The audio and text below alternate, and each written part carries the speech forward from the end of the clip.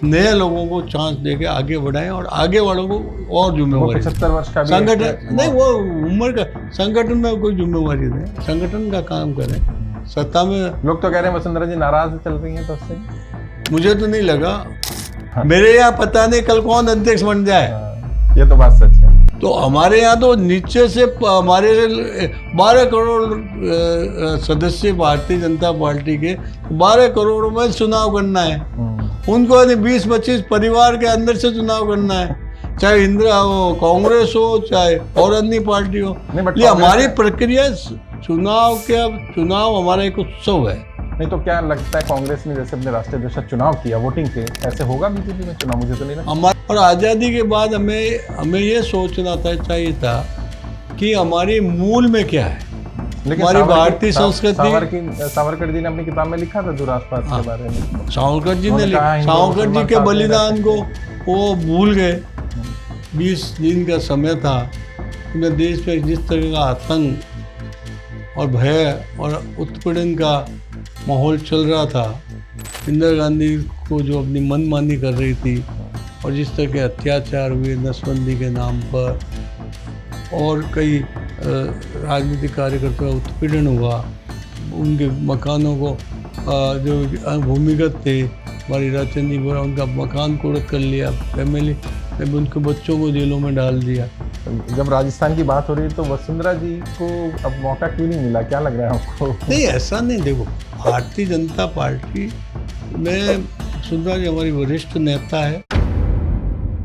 जय हिंद, जय भारत। साथियों आज एक और पॉडकास्ट आपके बीच में लेकर के आए हैं और एक और खास शख्सियत राज्यसभा से सांसद हैं राजेंद्र गहलोत जी हमारे साथ हैं। उनका स्वागत करते हैं, उनका एक्सपीरियंस जानते हैं और युवाओं को राजनीति में जो चुनौतियां आती हैं उनका क्या क्या समाधान हो सकते हैं उस पर चर्चा करेंगे। सर आपका बहुत बहुत स्वागत है इस पॉडकास्ट। धन्यवाद सर। सबसे पहले तो आप राज्यसभा में फर्स्ट टाइम सांसद बने, उससे पहले 2 बार आप विधायक भी रहे, मंत्री भी रहे।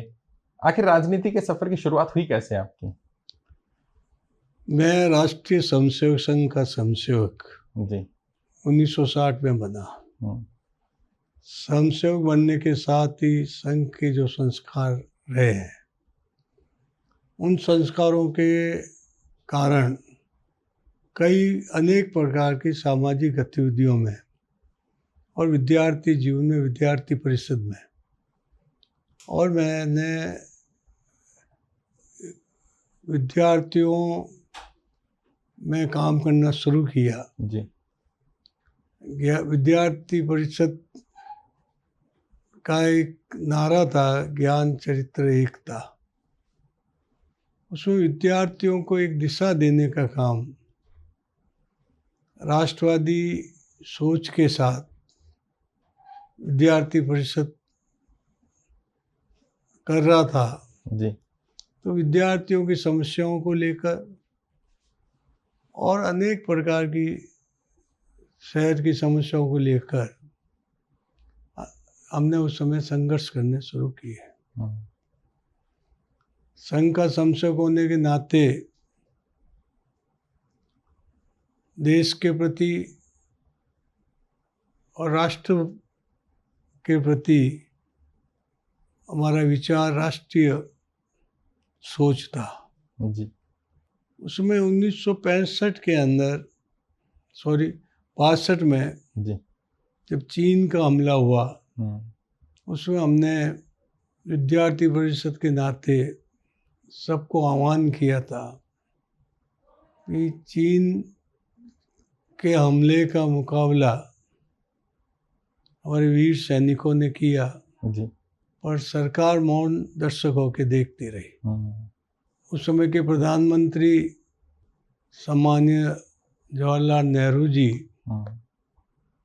पंचशील और अन्य मुद्दों में रहे।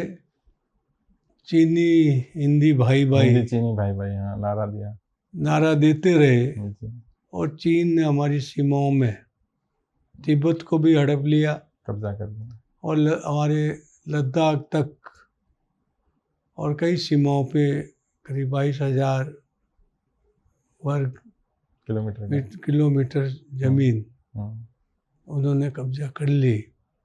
और उस पे बाद भी हमारे देश के प्रधानमंत्री ने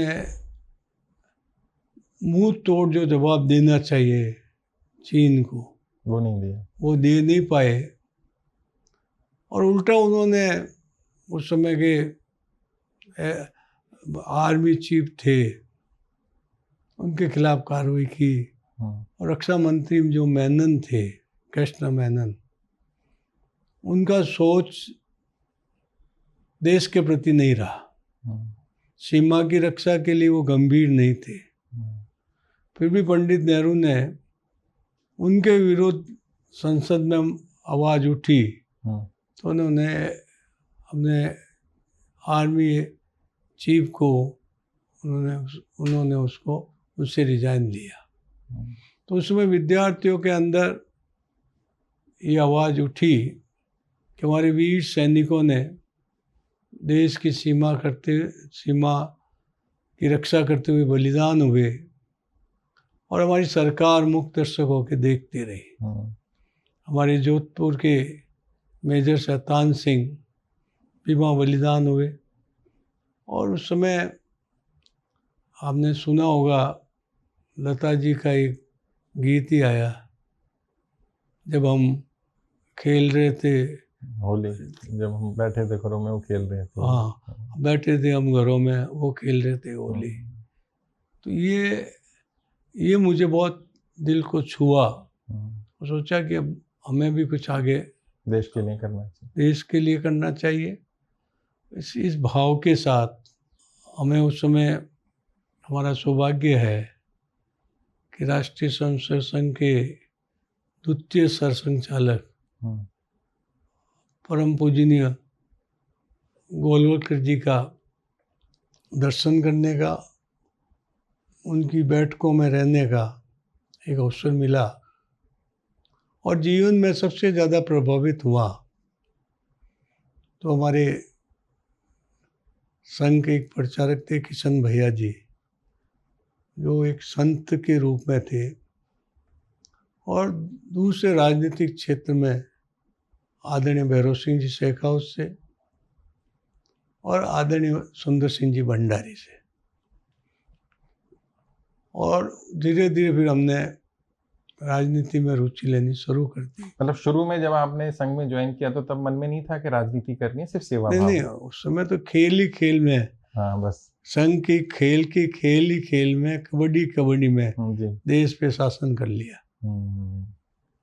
उस समय मन में नहीं था। ये आज के परिप्रेक्ष्य में जो हम सोचते हैं, बड़ा अजीब लगता है, लोग यकीन भी ना करें। उसमें देखिए, देश के लिए समर्पित यदि विचार हो, अपनी मानस बना हो, और आपस में जो आपसी सहमति से जो संगठन देश हित में और जनहित में चलते हैं, वो संगठन लक्ष्य तक पहुंचते हैं। संघ भी पहुंचा, जनसंघ से जनता पार्टी, जनता पार्टी से भारतीय जनता पार्टी। ये आपने आज़ादी के बाद देखा होगा जी, सब राजनीतिक पार्टी टूटी है। कोई वंशवादी थे, कोई आपसी वैचारिक कलह के कारण। भारतीय जनता पार्टी नहीं टूटी है। और कोई अपने अहंकार के कारण, चाहे वो कांग्रेस हो, चाहे वो सोशलिस्ट हो, चाहे वो कम्युनिस्ट हो, चाहे वो क्षेत्रीय पार्टी हो जी, चाहे वो लोकदल हो, दक्षिण की पार्टी हो, ये तो वंशवादी थी, या पारिवारिक पार्टी थी, या क्षेत्रीय स्वार्थ के कारण बने हुए थे, और इस कारण ये पार्टी टूटी। संघ के संरक्षण में जनसंघ, जनता पार्टी को छोड़ भी दें हम, तो भारतीय जनता पार्टी एक स्पष्ट मार्गदर्शन के साथ उसका सोच देश को मजबूत करने का और अपने सिद्धांत पर, विचारों पर चलकर आगे बढ़े, और उनको मनीषी पंडित दीनदयाल उपाध्याय जैसे मार्गदर्शक प्रेरणा सूत्र मिले जी। और जनसंघ के संस्थापक डॉक्टर श्यामा प्रसाद मुखर्जी स्थापना करते राष्ट्रीय अध्यक्ष किसी भी संघर्ष को लेकर, वैचारिक संघर्ष को लेकर, एक देश, एक प्रधान, एक निशान को लेकर, एक संविधान जी को लेकर अपना बलिदान दे दिया कश्मीर में। जी और उसका ही परिणाम ये हुआ कि कश्मीर में एक प्रधान था, उससे वो मुख्यमंत्री बनना पड़ा उनको। और उनकी रहस्य में जिस तरह की मृत्यु हुई, उनका बलिदान हुआ, जी उससे जनसंघ के लोग के समर्थकों ने, उनके सदस्यों ने, उन्हें अनुयायियों ने उनसे प्रेरणा ली। इस तरह सिलसिला आगे बढ़ता रहा। और उसके बाद हमने संघ प्रशिक्षण भी किया 64 में, 65 आपने में, बताया 70 तृतीय तक। वर्ष आपने किया। तीनों करने के बाद देश में इमरजेंसी लग गई। इमरजेंसी में आप, इमरजेंसी का काल से पूर्व हम सब जेपी आंदोलन में सक्रिय हो गए। जेपी आंदोलन 1973 से प्रारंभ हुआ था। पहले गुजरात में प्रारंभ हुआ।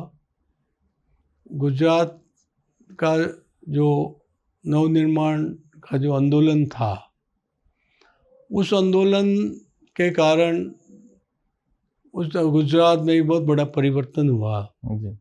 वो भी 1975 में गुजरात में कांग्रेस की हार हुई। और युवाओं का जो आंदोलन था, जिस आंदोलन में हमारे आज के प्रधानमंत्री आदरणीय नरेंद्र मोदी जी भी थे, और कई युवा थे उसमें। हमारे मित्र एक अशोक भट्ट भी थे, अनेकों लोग उस आंदोलन में थे। उससे हम सब ने प्रेरणा ली। साथ ही हमने देखा कि बिहार में संपूर्ण क्रांति का आह्वान जयप्रकाश नारायण जी ने किया। और जयप्रकाश नारायण जी का ऐसा व्यक्तित्व था, उनसे आम व्यक्ति प्रभावित हुआ, और युवा तो देश भर में उनसे प्रभावित हुआ। वो आंदोलन पूरे देश में चला। कई लोग कहते हैं आरएसएस ने एक अपॉर्चुनिटी देखी कि उनके साथ जुड़ जाएं तो कांग्रेस नहीं, संघ अपना काम कर रहा था।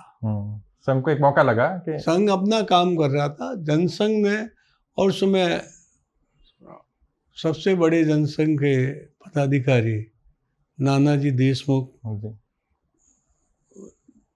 जयप्रकाश जी के साथ जुड़े। और विद्यार्थी परिषद, अन्य कांग्रेसी विरोधी जो युवा संगठन और विद्यार्थी संगठन थे, वो सभी अब जेपी आंदोलन में जुड़ गए। उस समय मुझे पता है कि जोधपुर में हमें राशन का गेहूँ मिलता था, और राशन का गेहूँ को कमी कर दी। जहाँ 5 किलो मिल रहा था, वहाँ 2.5 किलो कर दिया। अच्छा, उसको लेकर के समय में, हाँ, उस समय उसको लेकर बहुत बड़ा आंदोलन हुआ। और जोधपुर 3 दिन तक उसमें असामाजिक तत्व जुड़ गए थे। तो उस कारण जोधपुर में आगजनी भी हो गई, और बहुत लोगों को, उसमें हमको भी, हमारे ऊपर भी 42 केस लगा दिए गए थे। और उसमें भी जज ने ये कहा, ये लंका में हनुमान जी की तरह तो थे नहीं, तो 42 जगह जाके तो आग लगा दिया एक ही समय में। ये तो हनुमान जी आए होंगे इनके साथ। हो सकता है। तो उस तरह के अत्याचार, अन्याय, भ्रष्टाचार और इस तरह की अव्यवस्थित कांग्रेस की सरकार हो गई थी। नहीं, लेकिन लोग ये कहते हैं कि अगर इमरजेंसी इतनी खराब थी तो 2.5 साल बाद उसी जनता ने, जिसने इंदिरा को हराया, फिर क्यों चुन लिया? इमरजेंसी तो देखिए, प्रश्न ये नहीं है। प्रश्न है, अब इमरजेंसी तो अब आएगी। मैंने इमरजेंसी का तो वो माहौल बनना शुरू हुआ देश में। अब इंदिरा गांधी जी ने बांग्लादेश की विजय के बाद उनको बहुत भारी बहुमत मिल गया। बहुमत मिलने के साथ साथ इंदिरा जी ने के खिलाफ राजनारायण जी ने इलाहाबाद हाई कोर्ट में अपील कर दी। अपील करने के बाद जब हाई कोर्ट का फैसला आया कि उनको 6 साल के लिए चुनाव नहीं लड़ सकती और चुनाव अवैध घोषित कर दिया, तब अवैध घोषित हो गया। एक और संपूर्ण क्रांति का आंदोलन देश में चल रहा था। तो सारे जो इंदिरा गांधी विरोधी विचारधारा के लोगों जो सब ने इंदिरा गांधी से त्याग पत्र मांगा। नैतिकता क्या था? नैतिकता क्या? नैतिकता तो ये होनी चाहिए त्याग कि वो पत्र आगे दे आगे देते। त्याग पत्र देती, और दोबारा तो चुनाव रातों रात उन्होंने अपने जो उनके सलाहकार थे जिनका सिर्फ सौहार्द था, और इंदिरा गांधी सरकार में रहना चाहती थी और प्रधानमंत्री रहना चाहती थी, लेकिन उन्होंने अपने सलाहकारों से सलाह लेकर उन्होंने 25 जून की अर्धरात्रि को इमरजेंसी लगा दी। और इमरजेंसी के समय सारे ही देश में हमारे राष्ट्रीय नेता जहाँ जहाँ थे, जैसे अटल बिहारी वाजपेयी जी बेंगलोर में थे, अडवाणी जी बेंगलोर में थे, जेपी दिल्ली में थे, जहाँ जहाँ प्रदेशों के नेता हमारे भैरव सिंह जी शेखावत, तो जयपुर में उनको अरेस्ट कर लिया, राष्ट्रीय नेताओं को कर लिया, प्रदेश के नेताओं को कर लिया, जिला के जो नेता थे उन्हें भी कर लिया। मेरे यहाँ भी पुलिस आई थी सुबह सुबह। अच्छा। तो मैं उस समय निकल गया था, पुलिस आई, मैं दूसरे रास्ते से निकल गया था। जब मैंने अपने नेताओं से संपर्क किया, उन्होंने कहा भूमिगत हो जाओ। हम भूमिगत हो गए, और भूमिगत होने के बाद जो देश में इमरजेंसी के कारण भय का, आतंक का, पुलिस शाही का इस तरह का माहौल बन गया कि राजनीतिक दलों के साथ राष्ट्रीय स्वयंसेवक संघ पे भी प्रतिबंध लग गया, और जो ऐसी संस्थाएं थी, सामाजिक संस्थाएं, चाहे वो मुसलमानों की मुस्लिम भी थी, उन पे भी लगा, आनंद मार्ग की भी लगा, अनेकों ऐसी संस्थाएं थी जो सामाजिक क्षेत्र में काम कर रही थी और अच्छा काम कर रही थी, उन पे प्रतिबंध लग गया और देश में भय का वातावरण कर गया, और उसको इंदिरा गांधी अनुशासन पर्व कहने लगी। इसके बाद में जब देश के नेताओं ने जो भूमिगत थे, उन नेताओं ने जब विचार किया कि देश के अंदर भय, आतंक, भय का वातावरण बन गया है और अधिकारी अपनी मनमानी ढंग से सोच रहे हैं, कर रहे हैं, तो उस समय उनको इस बात को सोचने में लगा कि अब देश में भय मिटाने के लिए आंदोलन करना चाहिए। अब उस समय आंदोलन करना संभव नहीं था। तो नानाजी देशमुख ने प्रमुख नेताओं के साथ बैठ के विचार विमर्श किया, और उसके साथ हमारे देश के अभी के प्रधानमंत्री जी भी थे, और उनको सारों को बैठ के विचार कर उन्होंने कहा कि 15 जुलाई से हम भय मिटाओ आंदोलन चलाएंगे। इमरजेंसी 25 से लगा, जून से हमने देखा कि ये 20 दिन का समय था, उन्हें देश में जिस तरह का आतंक और भय और उत्पीड़न का माहौल चल रहा था, उस माहौल को रोकने के लिए हम सब ने उसको, लोगों को ये लगे कि लग रहा था कोई हमारी पैरवी करने वाला नहीं, कोई आवाज़ उठाने वाले नहीं है, सब जेलों में चले गए। तो ये आंदोलन तय हुआ, और वहाँ के हर जिले में एक व्यक्ति अपनी गिरफ्तारी देगा। अच्छा। दिल्ली के अंदर लाला हंसराज गुप्ता ने दी, एक समय पर 4 बजे सब देंगे शाम को। अच्छा। और सारे देश के जिलों में देंगे। तो वो सारे देश के जिलों में, जोधपुर हमारे शंकरराज जी लोढ़ा ने दी, और कंटिन्यूस चली। दूसरे दिन हमारे घनश्याम जी छंगानी ने दी। तीसरे दिन रात को हमें भी ये आदेश मिला कि आपको गिरफ्तारी देनी है 4 बजे। तो हम उसके लिए तैयार थे।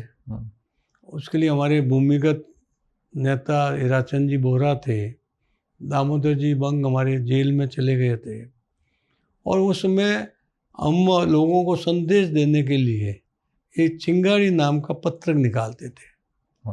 चिंगारी ये हम साइक्लो स्टाइल से प्रिंट करते थे, और सुबह सुबह हम सरकारी कार्यालयों में, दुकानों पे, और जहाँ जहाँ वाचनालय थे और जहाँ जहाँ हत्याएँ बैठती थी, लोग बैठते इकट्ठे होते थे, उन ऑफिसों में डाल के आते थे। उसमें हमारे सरकारी कर्मचारी भी कोई हमारे साथ, उसको करते हुए हमारा एक कार्यकर्ता घनश्याम ढागा गिरफ्तार हो गया। जब वो गिरफ्तार हो गया तो उसके शाम को मुझे करना था। तो हमने एक पिक्चर हॉल, चित्रा सिनेमा है, 12 से 3 बजे शो चलता था उस समय। उसमें हम अंदर चले गए, वहाँ से निकल कर हम बाहर आए। पिक्चर ख़त्म हुआ, जो हमारे 10-20 कार्यकर्ता आगे भीड़ निकलती है। उस समय क्या था कि हमारे जोधपुर में वर्कशॉप था और जोधपुर में 4:30 बजे सारे ऑफिसों की छुट्टी हुआ करती थी। अच्छा, शाम को 4:30 बजे। तो वो एक सोचती गेट ऐसा पॉइंट था कि सारी भीड़ वहाँ होती थी। तो हमने वहाँ जाके नारे लगा के गिरफ्तारी दी थी। हम वहाँ जुलूस निकालता, उस इमरजेंसी में जुलूस निकाले, पुलिस आप पीछे दौड़ती रही, हम आके चलते रहे, अकेले ही माड़े पे नहीं, अकेले ही चलते रहे। लोग देखते रहे ये तमाशा। लोगों को लगा भी हमें इस भय के वातावरण में कुछ लोग हैं जो हमारी आवाज़ उठा रहे। हमने वहाँ गिरफ्तारी दी, वहाँ भाषण भी दिया, लोग इकट्ठे भी हुए। लोगों को लगा, लोगों ने माड़े भी पहने ही हमको, लोगों को एक भय लोगों में से मिटे, ये काम हमने उस समय किया। और उसके बाद हमको पुलिस ने अरेस्ट कर लिया। तो आपको ऐसा नहीं लगा आप अकेले हैं, डर? नहीं, कोई डर नहीं लगा। हमारा लक्ष्य था देश की, जो भगत सिंह ने जब देश की आज़ादी के लिए लड़ सकता है, तो देश के अंदर जब हमारे अधिकारों को समाप्त कर दिया, लोकतंत्र का गला घोट दिया, और इस लोकतंत्र के लिए हमको लड़ना है और इसके लिए इमरजेंसी को देश से हटानी है। इंदिरा गांधी मुर्दाबाद कहते हुए हमने कहा, सर पड़ोसी की तमन्ना हमारे दिल में है, देखना है चोर कितना बाजवे कातिल में है। तो लोगों को एक हौसला आया कि कोई है जो लड़ रहा है। तो लड़ते लड़ते फिर हम, पुलिस को लगा उनकी विफलता है, ऊपर से उनको डंडा पड़ा होगा, कि भाई तो ये ऐसे कैसे हुआ। तो वो डंडे हमारे ऊपर बरसाने लग गए, हमको इतना पीटा, और तो यहाँ तक कि हमारे पैरों पे खड़े हो गए, पैरों की अंगुलियों के नख पिचक गए।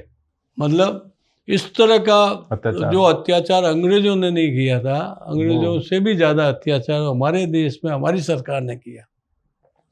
चले गए जेल में, हम तो बेहोश हो गए थे। तो जेलर सुपरिटेंडेंट था उनका, मैं तो नहीं लेता, मरे हुए आदमी को नहीं लेता यहाँ तो। अच्छा, तो कल मरे मेरे ऊपर आएगा।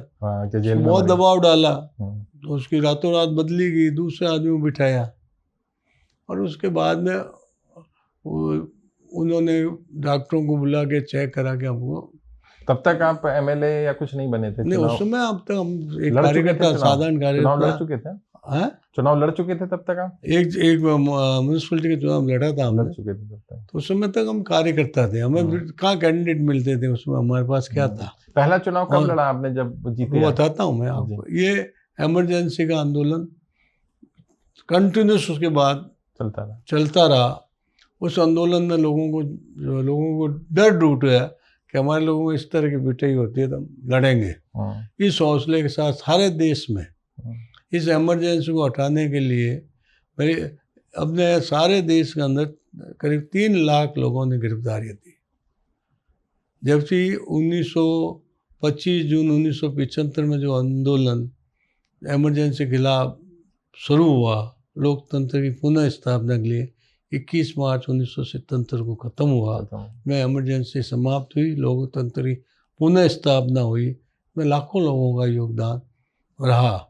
और जब उसके बाद जनता ने कांग्रेस को साफ कर दिया, इमरजेंसी लगाने वाले लोगों को हरा दिया। इंदिरा गांधी को जो अपनी मनमानी कर रही थी और जिस तरह के अत्याचार हुए नसबंदी के नाम पर, और कई राजनीतिक कार्यकर्ताओं का उत्पीड़न हुआ, उनके मकानों को जो भूमिगत थे, हमारी राजचंद जी बोरा, उनका मकान कोड़क कर लिया, फैमिली में उनके बच्चों को जेलों में डाल दिया। इस तरह के अत्याचार, हमारे दामोदर जी बंग थे, उनको जेल में डाल दिया। ऐसे अनेक लोग, नेता जेलों में रहे, और जेलों में हम 19 महीने तक जेल में रहे। और जेल में जब आपस में संपर्क करते रहे, और जब तक देश में आंदोलन की गति इतनी तेज हो गई और इंदिरा गांधी को भी घबराहट हो गई, क्यों कि उस समय बांग्लादेश के अंदर एक कांति, उसमें बांग्लादेश के प्रधानमंत्री की हत्या हो गई। वो डर इंदिरा गांधी को बैठा देश में विद्रोह नहीं हो जाए। तो इस तरह के संघर्ष से हम लोग आगे आए। वो संघर्ष हमारे जीवन में संघ की प्रेरणा से था, देश के प्रति जो लगाव था, लोकतंत्र के संरक्षण के लिए। और उसके पहले जयप्रकाश जी के आंदोलन में भी हम राजस्थान के प्रमुख युवा नेता के रूप में हमने सारी जगह आंदोलन किया। इमरजेंसी में भी हमने डट के विरोध किया, जेलों में रहे, अत्याचार सहे, और उन अत्याचारों के कारण आम जनता के अंदर हमको लोगों ने प्रेम, लोगों का उत्साह हमारे साथ जमा रहा। तो फिर अब पहला चुनाव की बात करते हैं, तो कब लड़ा आपने पहला चुनाव? जेल से जब हम बाहर आए, जी, चुनाव की घोषणाएं हुई 77 में। 77 में जनवरी में जो घोषणा हो गई, इंदिरा गांधी ने चुनाव के लिए सबको पेरोल पे हमको छोड़ दिया। तो हमने उम्मीदवार ढूंढ के चुनाव लड़ा, और उस समय लोगों हमको लगता था बाहर हमको हमने मिलेगा नहीं, सपोर्ट नहीं मिलेगा। क्यों? हम जब एक दिन, मुझे किस्सा ध्यान है, जेल से हमको पेशी पे लाया गया, तो हमें पैरों में हथकड़ियाँ जो डाकुओं को लगाते हैं, हथकड़ी और बेड़ी लगा के लाया था। तो हम 3 लोग थे, तो हमने तीनों ने नारे लगाने शुरू किए। लोग हमारे सामने शामिल हो जाते थे, लोग भी नारे लगाने शुरू कर दिए, तो हमने जेल लाना बंद कर दिया, जेल से बाहर लाना बंद कर दिया। तो इस तरह उस समय भी जब तक नॉमिनेशन हो गए, विड्रॉल के बाद लोगों का माहौल जमा। मैं रामलीला बाग में, ग्राउंड में जो जेपी की मीटिंग हुई थी, उसमें हमें कहा गया था एक तो राजन केरल का है, एक राजन राजस्थान का है, जिनके अत्याचार हुए, जॉर्ज फर्नांडिस को ऊपर अत्याचार हुए। इस तरह के नेताओं पर जिस तरह के अत्याचार हुए थे, ये कांग्रेस की कल्चर हुई। इसलिए अब मैं कह सकता हूँ, आज वो संविधान की बात करते हैं, संविधान को जेब में लेके चलते हैं, शायद संविधान उन्होंने पढ़ा नहीं होगा, और संविधान का गला घोटने का काम यदि संविधान देश में, इस लोकतंत्र वाले देश में, गणतंत्र वाले देश में 25 जून 1975 से लेकर और 21 मार्च 1977 का जो दिन थे, वो लोकतंत्र के लिए इतना काला धब्बा था। और इसको यदि कांग्रेस, और यदि इमरजेंसी नहीं लगाती, देश में ये उसका विपक्ष इतना मजबूत होता भी नहीं। यानी कांग्रेस का ही हाँ, तो उसमें इकट्ठा कर दिया। इससे कारण लोगों को लगा कि ये लोग भी संघर्ष कर सकते हैं, वरना तो कांग्रेस की लगातार सरकारें, उनका परिवारवाद, उनका वंशवाद, उनके सारे, जैसे मैंने कहा कि हमारा भारतीय जनता पार्टी का सोच देश के प्रति है।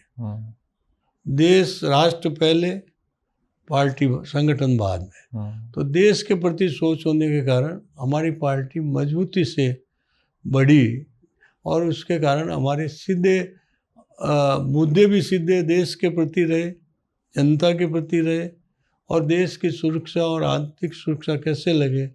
और इनका सोच, हमने किसी न तरह तिकड़म से राज में रहे कांग्रेस का, कम्युनिस्टों का, उसके कारण हम कह सकते हैं हमारे कारण जनता हमारे साथ विश्वास कर रही है। राजनीति की बात कर रहे हैं, तो आपने जब राजनीति शुरुआत की, तब तो राजनीति उतना खर्चीला फील्ड नहीं था, आज तो बहुत खर्चा होता है। देखो, उस समय तो हमारे खर्चीला, उस समय की परिस्थिति में हम लोगों को 100 रुपये जुटाने भी मुश्किल होते थे। हम 1-1, 2-2 रुपये चंदा लेके सारा काम करते थे पार्टी का। और 54 जनसंघ की 4 में एक 54 में सदस्य बनती थी, और इस तरह से काम चलता था। देखो, राजनीति में आज जिस तरह का माहौल बना है, क्योंकि राजनीति में वैचारिक दृष्टि से संगठन चल रहा है, उसका विचार स्पष्ट है। जैसे हमारे देश के प्रधानमंत्री आदरणीय नरेंद्र मोदी जी का स्पष्ट विचार है और स्पष्ट सोच है, मुझे देश की मजबूती के लिए काम करना है, मुझे देश को विकसित करने के लिए काम करना है, मुझे देश विश्व में इसका सम्मान बढ़े, उसके लिए काम करना है, और देश में भ्रष्टाचार से मुक्त करना है, और मुझे स्वराज देना है। तो उसमें खर्चे की जरूरत नहीं है। लोगों का विश्वास यदि आपके साथ लग गया तो साधन भी आते हैं, और उसके बाद लोग साथ जुड़ते भी हैं। आज जो हमारे विपक्ष में जो पार्टियां हैं, चाहे कांग्रेस हो, कांग्रेस में क्या स्थिति है? सोनिया गांधी, राहुल गांधी, उस पर इंदिरा गांधी, प्रियंका गांधी, राजीव गांधी, प्रियंका गांधी, और कोई आएगा वाडा आ जाएगा। आज दूसरी पार्टी है। कम्युनिस्ट पार्टी भी कुछ समय में संघर्षशील थी, पर आज उसकी भी स्थिति बनी।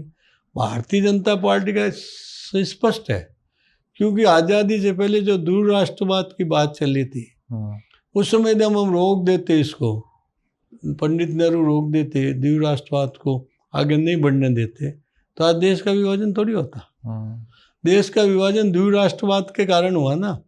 उसको आज़ादी के आंदोलन से हम रोक नहीं पाए, क्योंकि हमें उस समय भी हमारे नेता डॉक्टर श्यामा प्रसाद मुखर्जी का ये सोचता ये गलत है, राष्ट्र एक है। और आज़ादी के बाद हमें ये सोचना चाहिए था कि हमारी मूल में क्या है।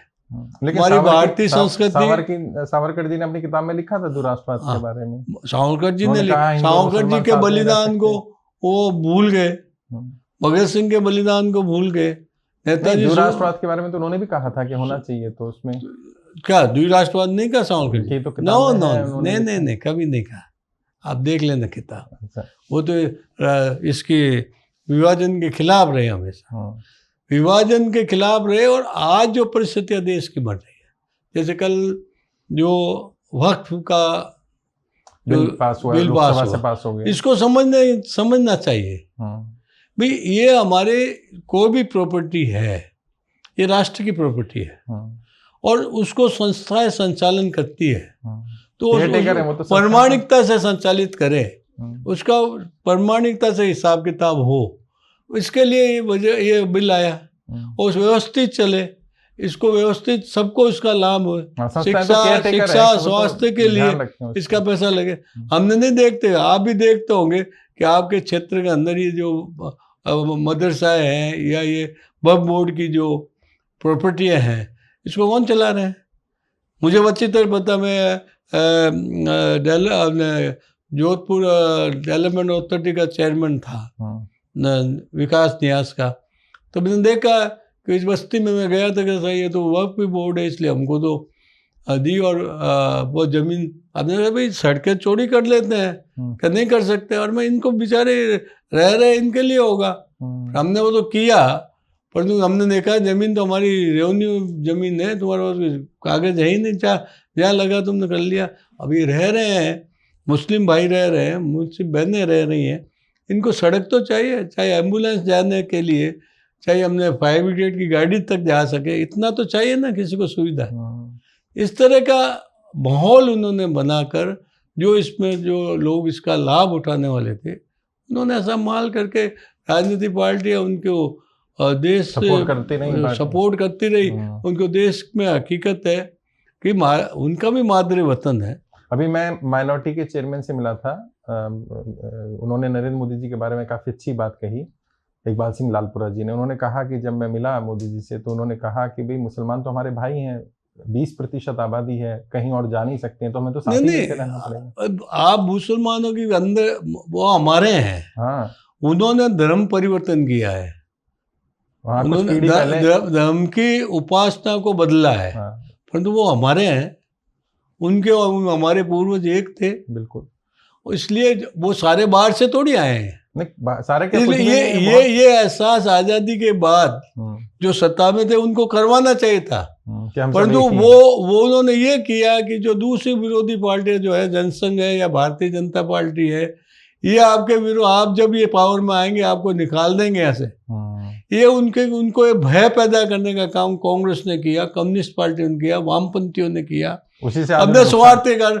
आज उनके स्वार्थ कर आज उनको बात समझ में आया नहीं रही है। अब धीरे धीरे जब देश की जनता जागी है, उनमें भी अच्छे लोग हैं। जो मैं कह रहा हूँ, मेरे क्षेत्र में जो जोधपुर के कई मुस्लिम भाइयों के मेरे पास फोन आए, बहनों के फोन है कि आप बहुत अच्छा किया, इस कारण हमारे। चलिए आगे एक सवाल है जो मैंने राजनीति से पूछा था कि आपकी शुरुआत, पहला चुनाव कब लड़ा आपने? और मैं 77 में लड़ा, 142 वोटों से। पहला चुनाव जीते कब? मैं 90 में पहला चुनाव जीता, विधायक का।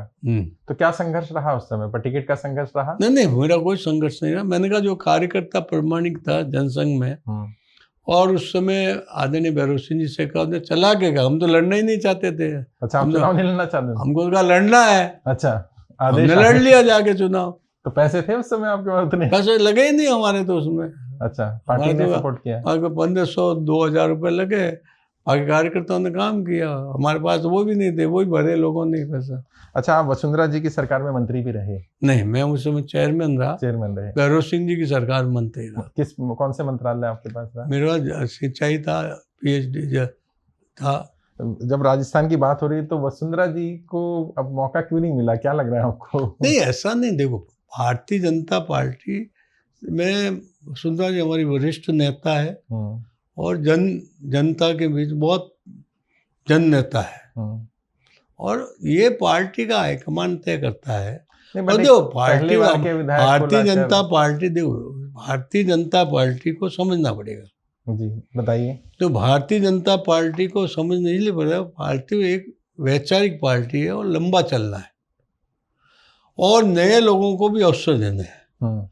जब ये आता है कि संक्रामक काल आ जाता है कि लोगों को, नए लोगों को चांस देके आगे बढ़ाएं और आगे वालों को और जिम्मेवारी 75 वर्ष का संगठन नहीं, वो उम्र का संगठन में कोई जिम्मेवारी दें, संगठन का काम करें।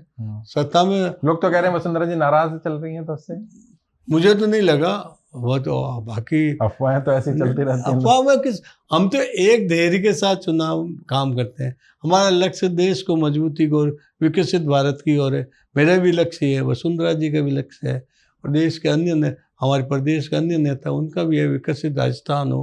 राजस्थान हम सब मिलकर काम करें, देश में मोदी जी के साथ मिलकर काम करें, ये सोच है। इस सोच में मेरा क्या होगा मेरा नहीं होगा हम नहीं सोचते हैं। अच्छा। आज मैं मंत्री था, मंत्री होने के बाद हमें जोधपुर में जरूरत पड़ी कि अब कांग्रेस के निगम नहीं बनना चाहिए, इसलिए हमको आपको चुनाव लड़ना पड़ेगा निगम का। मैंने लड़ लिया एक बार से चुनाव, जीता। अच्छा, आपको निगम में भेज दिया गया? हाँ, भेज दिया गया। मैं जब मुझे जेल में जाना पड़ा तो गया, निगम में भेजा तो चला गया, आंदोलन करने, लाठी खाने का वहीं चला गया, पार्टी के और संगठन के काम में वहीं चला जाऊंगा। कर्मठ कार्यकर्ता है, जो पार्टी कहेगी वो करूंगा मैं, तो मेरा लक्ष्य एक ही है। बाकियों को क्या संदेश देना चाहेंगे जो पार्टी कार्यकर्ता आपको सुन रहे हैं? भारतीय जनता पार्टी का कार्यकर्ता का स्पष्ट यह सोच है कि हमें पार्टी के अनुशासन में और पार्टी को समझना चाहिए। पार्टी की विचारधारा और पंचनिष्ठा है, उन पंचनिष्ठाओं के आधार पर पार्टी चलती है, और हम सब एक दूसरे को आगे बढ़ाने की तो कोशिश पार्टी जो नियम बनाती है वो सब पे लागू होते हैं? सबके, छोटा बड़ा चाहे प्रधानमंत्री क्यों ना हो, कोई सबके लिए ऐसा नहीं है? ऐसा है सबके लिए। 75 वर्ष का नियम क्या मोदी जी नहीं, 75 वर्ष किसने कह दिया? मोदी जी ने कहा। नहीं, किसने कह दिया? 75 ये बातें तुकबंदी मत कीजिए। अच्छा, हमारे यहाँ स्पष्ट है, जो जिम्मेवारी जिसको देंगे वो काम कर लेंगे। कल मुझे कहेंगे मंडल में जाके काम करो, कच्ची बस्ती में बैठ के काम करो, वो आपको कुछ भी नहीं करना तो वो कर लेंगे, वहाँ बैठ जाएंगे जाके। इसलिए हमारे कार्यकर्ता साफ हैं, हम विचारधाराओं के लिए समर्पित हैं, हम देश के लिए समर्पित हैं, देश की जनता के लिए समर्पित है। संगठन जो आदेश देगा, संगठन का मैंने पहले ही बता दिया कि हम सामूहिक विचार विमर्श के साथ निर्णय करते हैं, और सामूहिक विचार निर्णय के कारण ही हमारी पार्टी आगे बढ़ रही है। सर, एक बीजेपी से सवाल है। मैं उसमें नहीं है, हम मिलके काम करते हैं। बीजेपी अपना राष्ट्रीय अध्यक्ष का चुनाव नहीं करती है, और किसने कह दिया? सर्वसम्मति से। नहीं, चुनाव ये आप तो ये सोचते हो कि हमारा चुनाव पहले बूथ का चुनाव हुआ जी, फिर मंडल का चुनाव हुआ, जिला का चुनाव हुआ, प्रदेश का चुनाव हो रहा है। अब पूरे प्रदेश का कहीं चुनाव, आम चुनाव हो गए, विधानसभा के चुनाव आ गए, और चुनाव आ गए, इसलिए वो आगे पीछे कार्यक्रम हो गया, पर वो चुनाव होगा। जैसे हमारे आदरणीय अमित शाह जी ने लोकसभा में अखिलेश जी को कहा था, अखिलेश जी को कहा भाई तुम 25 साल तक राष्ट्रीय अध्यक्ष रहोगे, मेरे यहाँ पता नहीं कल कौन अध्यक्ष बन जाए।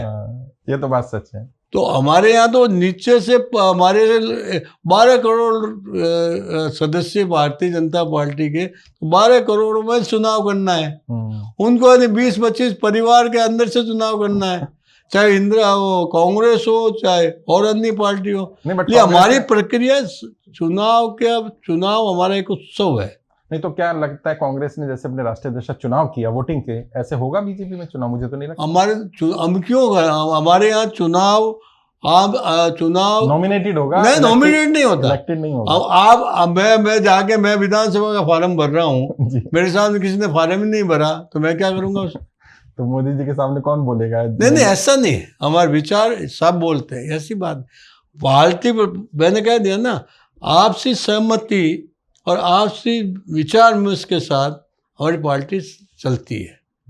तो उसमें यानी जो प्रक्रिया हमारी चुनाव की है, हमारे संविधान के अनुसार हम हमारे हर 5 साल बाद चुनाव करवाते हैं। अगर कोई नॉमिनेशन ना करे तो वो उसकी गलती है कि क्यों नहीं करे? हमारे उसमें जो राष्ट्रीय परिषद के सदस्य हैं वो करे नॉमिनेशन, वो अपने वोटर्स होते हैं इसमें। उसमें 500 तो वही हो गए जितने हमारे लोकसभा के मेंबर है, लोकसभा राज्यसभा के। हाँ, उनसे वो मिला के वो सारे वो नहीं, राष्ट्रीय परिषद का हर लोकसभा में एक प्रतिनिधि चुना जाता है। अच्छा, तो राजस्थान से 25 हमारे लोकसभा है, तो 25 वो हो गए प्रतिनिधि होंगे, और 25 प्रतिनिधि। इसी तरह हर प्रदेश में 25 प्रतिनिधि, अब जितने लोकसभा के सदस्य हैं उतना आएंगे, वो सारे मिलके वो राष्ट्रीय अध्यक्ष का चुनाव करते हैं। राष्ट्रीय परिषद होती है, उसमें चुनाव होता है जी। वो तो मैंने संविधान पढ़ा। तो संविधान पढ़ा तो संविधान के अनुरूप चल रहे हैं। मैंने आपको कह दिया, मैं कोई वार्ड का चुनाव लड़ रहा हूँ, मेरे साथ किसी ने फार्म नहीं भरा तो उसमें मेरा क्या दोष है? बिल्कुल सही है।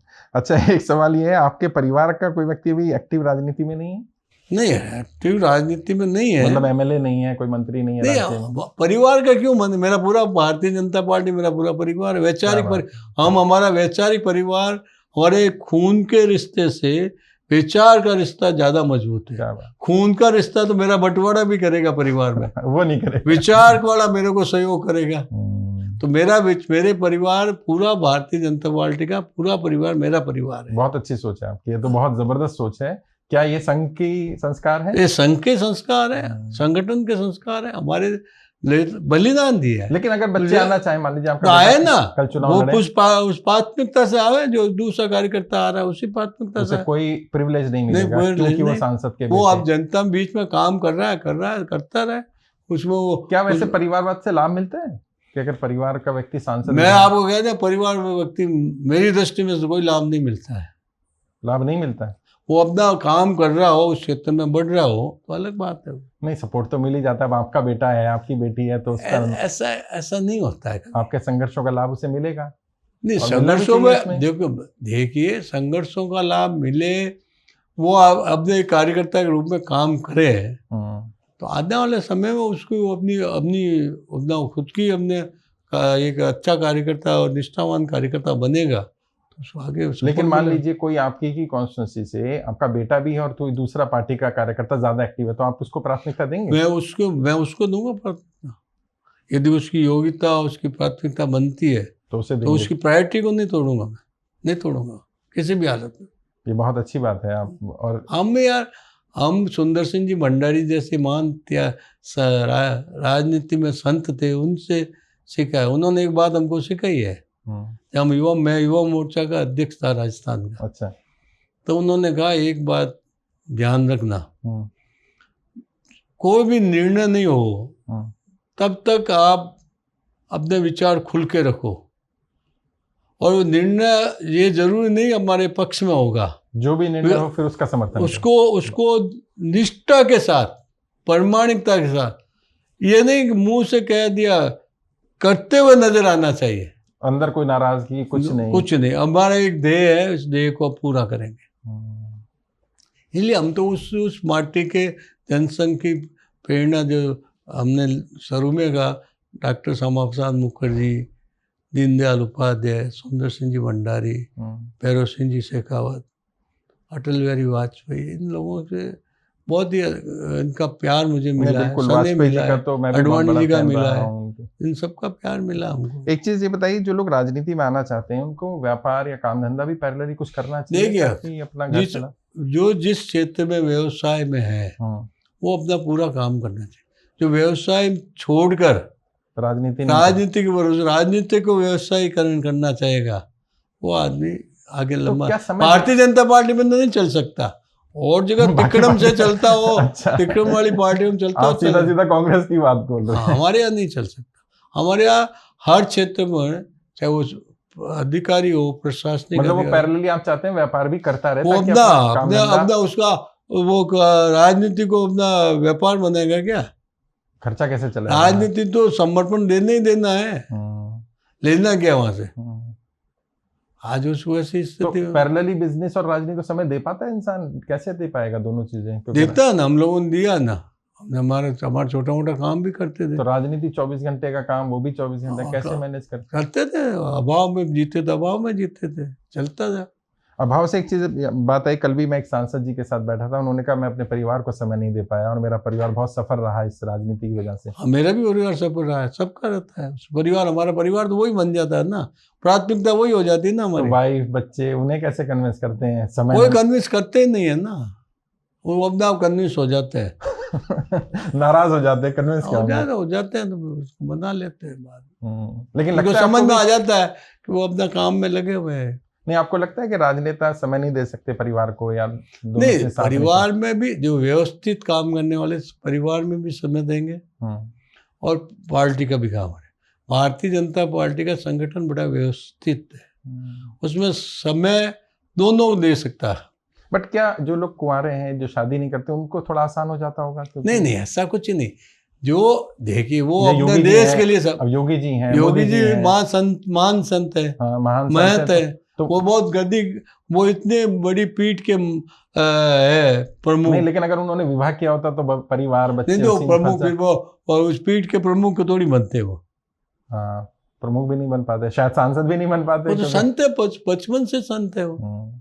ऐसे कई लोग, एक पीढ़ी हमारी गुजर गई। देखिए भारतीय जनता पार्टी में आप देंगे पंडित दीनदयाल उपाध्याय, श्यामा प्रसाद, अपने वो दीनदयाल, उसके बाद में ये कुशाभाऊ ठाकरे, सुंदर सिंह जी भंडारी, जगन्नाथ राव जोशी, ऐसे अनेकों, प्यारेलाल खंडेलवाल, वो अपने जेपी माथुर, ऐसे अनेकों, ऐसे जो पहली पीढ़ी के लोग थे, उन्होंने पूरा जीवन हमने संगठन लिए खपा दिया। उन्होंने कभी सोचा नहीं था सुबह और शाम एक ही काम को नहीं, लेकिन जो दो दिन भोजन नहीं मिलता तो ही करते थे काम। लेकिन अगर परिवार होता तो शायद वो इतना नहीं कर पाते, क्योंकि हाँ, तो उनसे मतलब अपना पूरा वो जो बीज बने ना, वो बीज अंकुरित हुआ, उसके कारण आज हम पेड़ बने। आज वो नींव है एक्चुअल में, वो हमारी हाँ। नींव है। तो चाहे दीनदयाल उपाध्याय ले लें, सुंदर सिंह भंडारी जी ले लें, कुशाभाऊ ठाकरे ले लें, प्यारेलाल खंडेलवाल ले लें, जेपी माथुर ले लें, भैरव सिंह सहगल, ऐसे अनेकों लोग। युवा राजनेताओं को आप क्या कहेंगे, जो, क्योंकि लाखों लोग मुझे सुनते हैं, उन्हें शादी करनी चाहिए कि नहीं करनी चाहिए? राजनीति नहीं, उनको यदि हमारे मोदी जी ने आह्वान किया है कि युवा जिन परिवारों में राजनीति में नहीं, उन युवाओं को हाँ, 1 लाख लोगों को आना चाहिए, आना चाहिए, तो वो देश को समझे, देश के लिए समर्पित निष्ठावान होके आए और देश के लिए काम करें। जिस क्षेत्र में वो भ्रष्टाचार के मुक्त रहे और भ्रष्टाचार के विरुद्ध रहे, और भ्रष्टाचार होता है उसको रोकने की कोशिश करें और देश को मजबूती देने के लिए काम करें। देश में अंतर्राष्ट्रीय ताकतें हैं, उनसे मुकाबला करें। जैसे आप मोदी जी के करीबी भी हैं, लोग कहते हैं कि काफ़ी करीबी हैं आपकी मोदी जी के साथ, तो क्या मोदी जी के कोई ऐसे गुण बताएंगे जो आपको लगता है कि कुछ खास हैं, जिसके कारण वो प्रधानमंत्री हैं या वो वहाँ हैं जहाँ वो पहुँचे? कोई ऐसे गुण जो आपको लगे कि मोदी जी में एक खास गुण है, ये तो होना चाहिए सभी राजनेताओं में अगर प्रधानमंत्री के पद पर पहुँचना है? ये मोदी जी तो इस देश के लिए समर्पित नेता है, तो देश की दिशा और दशा दोनों बदली है और बदली जाएगी, और आने वाले इतिहास इसको याद करेगा। कोई गुण ऐसा मोदी जी का जो आपको लगता है बहुत खास नहीं, है? अब सारे गुण है, ये क्या है? जैसे फिर भी नहीं, 2-3 गुण बताइए। अच्छे देश के अच्छे प्रशासक हैं, जिन्होंने देश को मजबूती के लिए, आगे बढ़ाने के लिए पूरा प्रयास किया और देश को सफलता हासिल की। अच्छे वक्ता भी हैं, अच्छे प्रशासक है, वक्ता है, और वित्तीय प्रबंध उनका बड़ा सुदृढ़ है। अच्छा, हर दृष्टि से, जिनमें कहते हैं ना सोना में मेघ नहीं, तो ये सोना है, इसमें ये हीरो है हिंदुस्तान के और विश्व के। इनमें कोई, इनका चारों ओर इनका प्रकाश है, सूर्य सबको प्रकाश देता है, सूर्य का एक गुण है, वो अंधकार को प्रकाश की ओर ले जाता है, अंधकार मिटा के प्रकाश की ओर आता है। देश में जो अंधकार है उसका सूर्य है अपने हमारे मोदी जी, जो आज मोदी जी पर आरोप ये लगता है कि वो बेरोजगारी को नहीं मिटा पा रहे हैं, महंगाई बड़ा समस्या है। धीरे धीरे आपने देखो, बेरोजगारी का मतलब ये नहीं सरकारी नौकरी नहीं, बट बेरोजगारी नौकरियों के अवसर, रोजगार के अवसर पैदा करने चाहिए, और मोदी जी रोजगार के अवसर पैदा कर रहे हैं, और उनको नौकरी देने वाले बना रहे हैं। इसलिए आने वाले समय में आपको दिखेगा बेरोजगारी कम होगी, कम हुई है। अच्छा, कम गरीबी कम हुई है। सरकार के तो आंकड़े हैं कि आए ना, सरकार के काम है ना, तो गरीबी कम हुई है। नहीं, गरीबी नहीं, बेरोजगारी की बात, बेरोजगारी कम हो रही है। अब वो नजर नहीं आ रही। ये करोड़पति दीदी क्या है प्रोग्राम, लखपति दीदी क्या है, महिलाओं को किस तरह से काम में हम आगे ले आ रहे हैं, ये सारे काम हैं। इन कामों को धीरे धीरे, मतलब अब जब देश एक दिशा की ओर चल रहा है, चाहे वो देश वित्तीय प्रबंध अच्छा हो रहा है देश का, जब वित्तीय प्रबंध अच्छा होगा तो देश के अंदर उद्योग, चाहे वो सूक्ष्म उद्योग हो, लघु उद्योग हो, मध्यम उद्योग हो, बड़े उद्योग हो, आज हर क्षेत्र में देश का जो खनिज है उस खनिज का हम उपयोग ले रहे हैं। उसमें हर क्षेत्र में रोजगार के अवसर पैदा कर रहे हैं। जब रोजगार के अवसर पैदा होंगे तो बेरोजगारी खत्म होगी। अवसर में एक ही लगा कि मुझे सरकारी नौकरी भी करनी है, वो भी करनी है, तो उसमें भी IIT हो गया, MIT हो गया, कई ऐसे हो गए संस्थान, उसमें से अच्छे प्रशासनिक हरदस्ती से हमारे युवा निकलेंगे। 2% ज्यादा को तो सरकारी नौकरी नहीं मिल सकती, निकलेंगे युवा। वो युवा हर क्षेत्र के अंदर देश को मजबूत करने के लिए, देश को आगे बढ़ाने के लिए मोदी जी साथ चलेंगे। अच्छा, संघ के बारे में थोड़ा और विस्तार से बताइए। संघ पर एक सवाल रहता है, आजादी की लड़ाई में संघ ने उतना पार्टिसिपेट नहीं किया। किसने कह दिया? इतिहास में ऐसा नहीं, संघ के संस्थापक थे डॉक्टर केशवराव बलीराव हेडगेवार। वो है ना स्वतंत्रता संग्राम सेनानी रहे। वो कांग्रेस का अधिवेशन उन्होंने वहाँ करवाया था नागपुर में, वो जेल में रहे। उन्होंने जो सोच उन्होंने उस समय सोचा, वो सोच आज, उस समय द्विराष्ट्रवाद की जो बात चल रही थी, तो उन्होंने सोचा देश तो आज़ाद होगा, देश से आज़ाद के बाद हमारा मूल, हमारी संस्कृति, हमारी परंपरा है, उसे कौन से उसके आधार पर देश आगे चले। हमारे 100 पर हम जाए। देश उसमें परिस्थितियाँ देश में चल रही थी, देश में विदेश में, कोई लेनिनवादी हो रहा था, कोई मार्क्सवादी हो रहा था, कोई पश्चिम की ओर दौड़ रहा था। नेहरू जी चारों तरफ दौड़ रहे थे, कभी साम्यवादी बन रहे थे, कभी पूंजीवादी बन रहे थे। उस तरह उनका आने बाद जब मेन मूल भी हमारा पर नहीं हुआ तो हम कौन से स्वतंत्र हुए? इसलिए उस समय से तैयारी, वो कबड्डी के खेल में आज देश में हम शासन कर रहे हैं और दिशा बदल रहे देश। नहीं, बट आरएसएस ने भारत मैं कह रहा हूँ ना, विरोध किया कि नहीं, आंदोलन नहीं। किसने कह दिया? गांधी जी के सब गांधी जी संघ की शाखा में आए ना। गांधी जी आए, उन्होंने कहा कि तुम्हारे हरिजन आते कि नहीं आते हैं? हमने कहा हमको पता नहीं है। अब इनमें से पता है तो उन्होंने वहाँ हरिजन मिल गए, वहाँ अनुसूचित जाति के भाई मिल गए, अंबेडकर जी भी आए, उन्होंने भी देखा, कोई जयप्रकाश जी भी आए। दलित कभी आरएसएस का संचालक बन सकता है क्या? संघ में सब कुछ बन सकते हैं। संघ की एक परंपरा है, उस पद्धति से उसके बारे में मैं अधिकृत नहीं हूँ। संघ के बारे में उनकी संघ के बारे में, संगठन के बारे में मैं अधिकृत नहीं, इस बारे में चर्चा ज्यादा नहीं करता हूँ। वैसे फिर भी नहीं, मैं नहीं करता, चर्चा ही नहीं करता हूँ इस बारे में। अच्छा, जो मैं उस क्षेत्र में नहीं हूँ, अब तो मैं क्यों चर्चा करूंगा? आपका अधिकार क्षेत्र नहीं है। अधिकार क्षेत्र नहीं है। आपने 3 चुनाव जीते हैं, 2 बार विधायक रहे आप, 1 बार अभी राज्यसभा से हैं आप।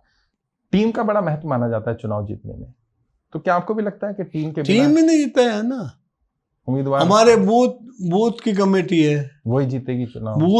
बूथ जीता तो चुनाव जीता, ये हमारा नारा रहता है और हम उसमें लगाते हैं। बूथ के ऊपर शक्ति केंद्र है, अब उस शक्ति केंद्र के नीचे हर जगह हमारे 50 मंडल मंडल है, हर अध्यक्ष मंडल में अपने 5 शक्ति केंद्र है जी, और 50 बूथ का एक मंडल है। तो हमारा जो बूथ का मैनेजमेंट है बहुत स्ट्रांग, वो स्ट्रांग है, और इसलिए कोई भी सामने आए हमारे कार्यकर्ता को काम जम के करता है, निष्ठा के साथ करता है। जो आरोप लगाते हैं विरोधी के ईवीएम सेट है, वो मुझे लगता है बूथ सेट कर रखा है। वो जीतते जब तो उनको कुछ नहीं है, वो जीत जाते हैं। हाँ। बूथ में तो उनका कोई काम करने वाला, कोई टेबल पे बैठने वाला नहीं है, हाँ। कोई लोग जनता को कन्विंस करने वाला नहीं, मार्किंग नहीं कर तो पाते। वो कैसे, क्या, किस लिए अब उनको लोग वोट देंगे? और देंगे नहीं देंगे, उनकी विचारधारा तो लोग जुड़ेंगे नहीं जुड़ेंगे वो देखे।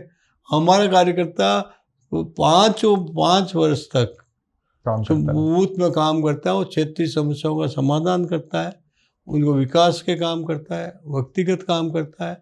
इसलिए आगे वहाँ जाके बूथ में होते कितने में, बूथ में 800 वोट होते हैं। 800 वोट होने का मतलब कितना हुआ, 300 परिवार हुए, 300 परिवार हुए, मान लो 300 परिवार हुए, और 30 ही हमारे बूथ में कार्यकर्ताओं की टीम है, 30 लोगों की, 30 का परिवार होता है, 30 का परिवार में 3 में वोट है, तो मान लो 3 वोट भी है तो कितने 100 वोट तो हो गए उसके। तो अब वोट कितने 200 और लेने हमें, ले लेंगे हम, उतने संपर्क में आ जाएंगे, संपर्क में आते हैं। क्या आरएसएस के बिना जीत सकती है भारतीय जनता पार्टी? मुझे लगता है मेरा ये विषय नहीं है, फिर भी आरएसएस मेरा विषय नहीं। अच्छा, एक चीज और बताइए, जो अभी जाति धर्म की राजनीति देश में चल रही है, आपको लग रहा है कि ये ठीक नहीं है? इसको नहीं, मैंने कहा ना, देश में कुछ राजनीतिक दल हो गए हैं जो अब उनका सोच देश और जनता के प्रति नहीं है, उनका सोच अपना स्वार्थ है, और अपने स्वार्थ के कारण देश की जनता को भड़काने का, भ्रमित करने का काम करते हैं। चाहे वो कांग्रेस हो, चाहे वो वामपंथी हो, चाहे अपनी क्षेत्रीय पार्टियाँ हो, इन पार्टियों के लोग इस तरह का काम करते हैं, और इस तरह किसी तरह देश की आंतरिक सुरक्षा और आंतरिक शांति है वो ना बनी रहे, वो चाहते हैं, वो बनी नहीं रहे, इसलिए वो करते रहते हैं। चाहे हमारे अल्पसंख्यक भाइयों को भड़काओ, चाहे जाति के नाम पर, कहीं धर्म के नाम पर, उसमें ये लोग जो कर रहे हैं ना, इनको धीरे धीरे जनता समझने लगी है, और इसलिए मोदी जी का जो स्पष्ट सोच है उसके साथ जनता, विकसित भारत के साथ जनता जुड़ रही है। बट क्या ये सही है राजनीति जाति धर्म के आधार पर होनी चाहिए या नहीं होनी चाहिए? विचारधारा के आधार पर होनी चाहिए, मुद्दे के आधार पर, और उसमें यदि उसी आधार पर आगे बढ़ा जाता है, कार्यकर्ता उसी आधार पर बढ़ता है, जाति धर्म पे नहीं होना चाहिए। हम क्या ऐसा कोई व्यक्ति जिसका कोई परिवार का सदस्य राजनीति में नहीं है, क्या उसे भी मौका मिल सकता है भारतीय जनता पार्टी? क्यों नहीं? मेरे परिवार में कौन राजनीति में था? कोई नहीं था। आप तो तब के साधारण कार्यकर्ता था। राजनाथ सिंह जी के बच्चे आ गए राजनीति में, वो सब कार्यकर्ता बन के आए, इस बारे में नहीं कह सकता, मतलब मैं मेरे लिए कह सकता। आप कहते हैं कि साधारण परिवार का व्यक्ति भी भारतीय जनता पार्टी के साथ संगठन के अनुसार, संगठन की विचारधारा के अनुसार, निष्ठा के अनुसार समय समय पर कार्यक्रम करने वाला कार्यकर्ता समय समय उसको अवसर मिलता है, मौका देती है भारतीय जनता, अवसर मिलता हो गया, मौका हो गया ना। सांसदों के खर्चे बहुत हैं आजकल, देख रहे हैं आप, गाड़ियां लेके चलना, ये सब करना, और मेरे पास तो कुछ नहीं है। हाँ, मैं वही देख रहा था, आप तो बहुत साधारण, देख लो, साधारण जीवन जी रहे हैं। मेरे तो घर ही आके देखो कि मैं इतने पदों पे रह गया हूँ जी। मैं MLA रह गया, मंत्री रह गया, और विकास प्राधिकरण का JD का चेयरमैन भी रह गया, और सांसद भी हूँ, बैंक का चेयरमैन भी हूँ, कोऑपरेटिव बैंक का। सारा होने के बाद मेरे आपकी जीवन शैली से लगता नहीं है कि आप सांसद या उस तरह का जीवन जी रहे हैं? जी रहे, पार्टी काम विचारधारा के लिए कर रहे हैं, जीवन में जो छोटा मोटा होता है ऐसे काम चल जाता है। तो जो सांसदों की सैलरी और भत्ते हैं, क्या वो व्यवहारिक और होने चाहिए, उन्हें और थोड़ा बढ़ना चाहिए? क्योंकि सांसदों के खर्चे तो बहुत हैं जनरली। अभी तो बहुत कम मिल रहा है, बहुत कम मिल रहा है। अबे वो तो है, उसमें संतुष्ट है हमारे क्या? नहीं, लेकिन बढ़ना चाहिए उसको, क्योंकि इसमें मैं कुछ नहीं कहता। अच्छा, ठीक है। वर्तमान समय में जो चुनाव चल रहे हैं, कई लोग कहते हैं कि भाई अभी जातिगत जनगणना का मुद्दा आ रहा है, संविधान का मुद्दा चल रहा है, उस पर आपका क्या मत है? मैंने कहा ना, संविधान वाले वही लोग हैं जिन्होंने इमरजेंसी में गला घोट दिया संविधान का। नहीं, लेकिन आज तो वो कह रहे हैं नहीं, कहने से क्या होता है, उनको कौन विश्वास करता? दूध का जला छाछ भी हमने फूंक के पीता है। कांग्रेस, कम्युनिस्ट, वामपंथियों पे कोई विश्वास नहीं करता है। नहीं, बट लोकसभा में 240 हो गए बीजेपी, देखिए हाँ, तो उसमें 303 से देखिए इसी मुद्दे पर तो उसी संविधान मुद्दे पे हो गए, तो उस मुद्दे पे कोई बात नहीं थी, लोग भ्रमित हो गए होंगे। आने वाले उसके बाद वाले चुनाव में हमने वापस ले लिया ना, कवर कर लिया ना। नहीं वो तो ठीक है, कवर कर लिया, लेकिन ये बड़ा मुद्दा है जातिगत नहीं, जनगणना का भी। और नहीं, जनगणना होनी चाहिए।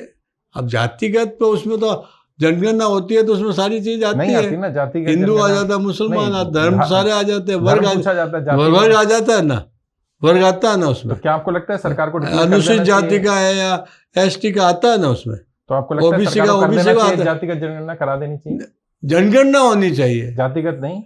अब वो आप कुछ ही कहो, मेरे को जनगणना होनी चाहिए।